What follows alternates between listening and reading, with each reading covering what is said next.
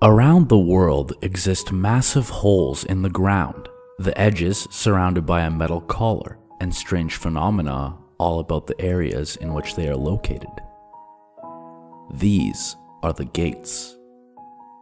The gates have been known throughout ancient civilizations and tribes. One man, named Mel Waters, has brought focus to them. The two he has found have been dubbed Mel's Holes. Mel asserts that, for years, locals had known about the bottomless nature of the hole, dumping garbage down the hole, including dead cattle, truckloads of old auto tires, and large appliances like refrigerators and television tubes. When garbage was dumped into the hole, no sound of the object hitting the bottom was heard.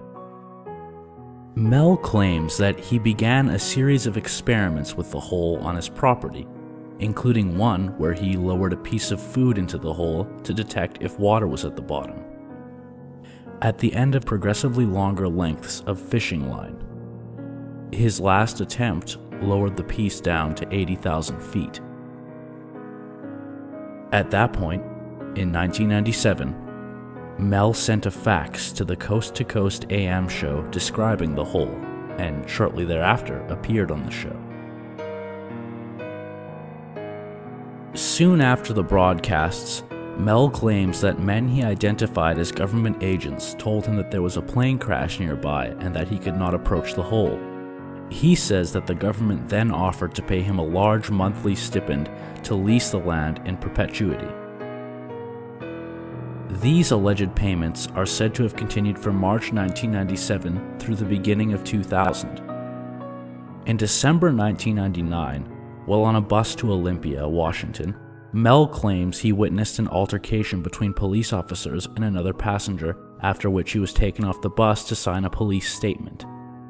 According to Mel, the next thing he recalls is walking around San Francisco 12 days later. He claims he had been physically beaten and his rear molars were extracted.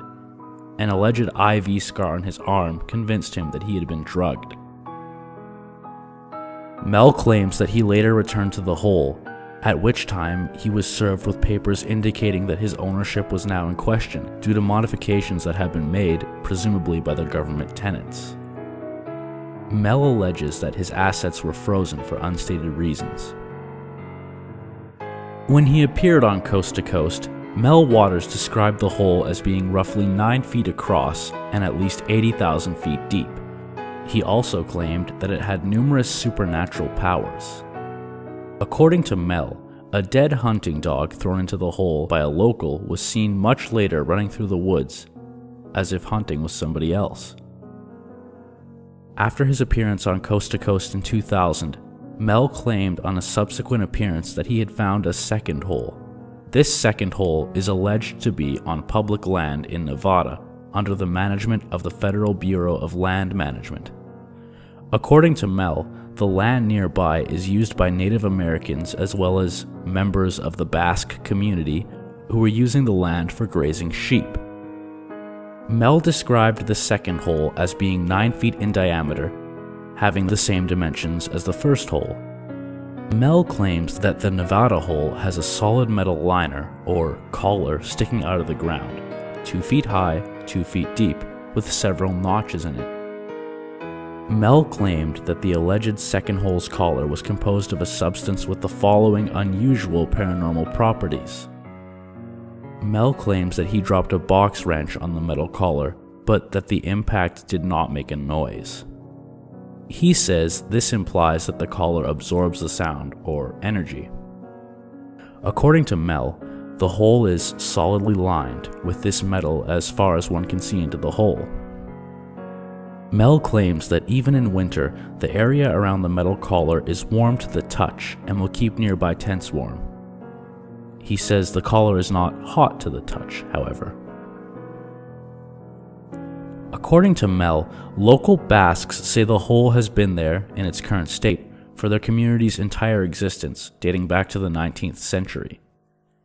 He claims one man had personal recollection of the hole since he was young, over 70 years ago at the time of the interview, since around the 1930s.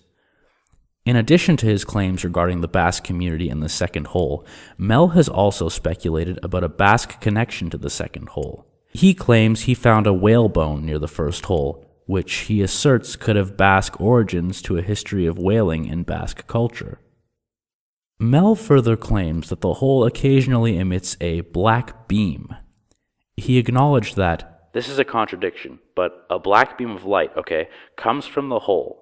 It lasts a very short time, but it just goes directly up into the sky. Like if you had a flashlight and it was capable of throwing up solid black." Mel claims that he and assorted Basque locals performed an experiment with the Nevada hole, in which they lowered a bucket of ice they brought from the grocery store. Allegedly, one bucket of ice was lowered 1,500 feet into the hole, and the other bucket of ice was kept at the surface as a control. By the time half the ice in the surface bucket had melted, the bucket in the hole was to be retrieved. According to Mel, the ice in the lowered bucket had not melted, and additionally was no longer cold to the touch.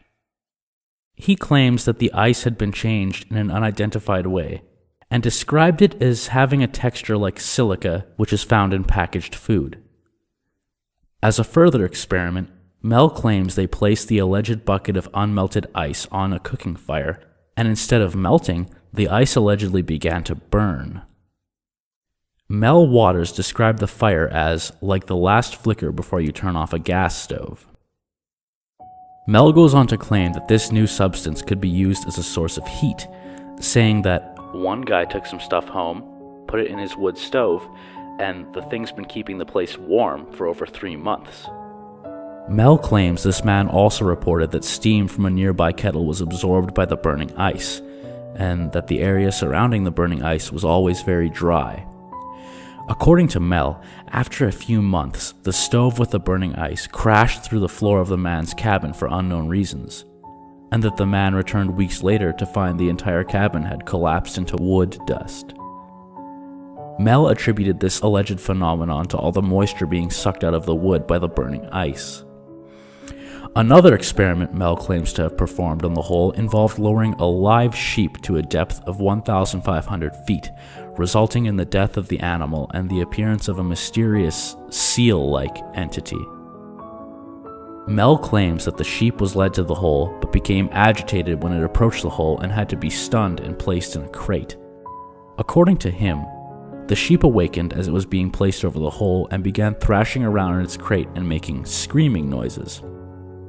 The crate was allegedly lowered to about 700 feet, at which point Mel claims that the vibrations caused by the sheep's agitation could no longer be felt.